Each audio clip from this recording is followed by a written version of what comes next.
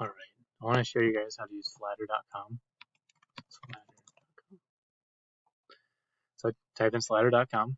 Our textbook, easiest way to find it is type in Stewart Algebra and trig. We actually have a list. We want the 4th edition. This one. Alright, so once you get the book at Slider.com, you find the chapter you're on. So let's say you're at the prerequisites chapter, also called chapter 0. You then decide, hey, I think I need help with, or actually, let's say you're actually working on a homework assignment.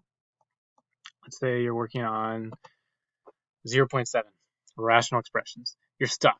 You don't know what to do. You thought you remembered everything, or maybe you really didn't remember anything, or maybe you were whatever. You don't remember how to do it. You can't figure it out from reading the book. Can't figure it out from watching any videos. You're stuck. So what you do is you say, okay, well, this is Stewart's Algebra and Trig. That's the book, edition 4. And then this is section 0, chapter 0, section 7, problem number 18. Problem number 18. Okay, so this is chapter 0, section 7, problem number 18. They give you a problem and they say simplify this rational expression. You can't figure it out for the life of you.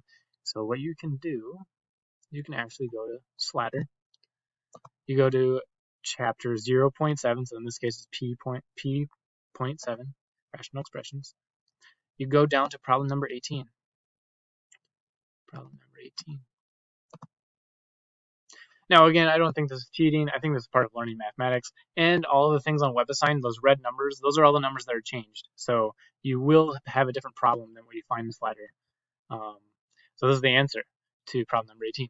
Probably is not the answer to your problem, so don't just copy and paste it.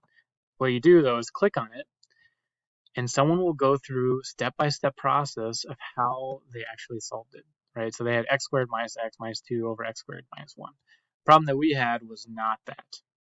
They had some different numbers. So it's going to be a different scenario, but what you can do is you can look and see how they factor, and you can generally use the exact same techniques in how they factor and how you're going to factor. It's just that if you have a 49 here instead of a 1, it looks like they use difference of squares.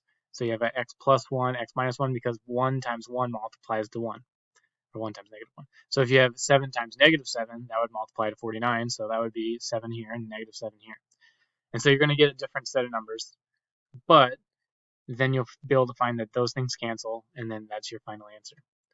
Wada boom, wada bing. So this is how you use Slider. I wanted to show you guys this tool. It's super helpful for the whole semester. Please do not misuse it or abuse it, but it is here, and this is something that helped me get through calculus whenever I took calculus. And they called it was a Chegg back then. You have to now pay for that, but this is a similar like free study guide that's available, and it's probably the easiest way, for me at least, it was the easiest way for me to learn how to do math, even for an in-person class.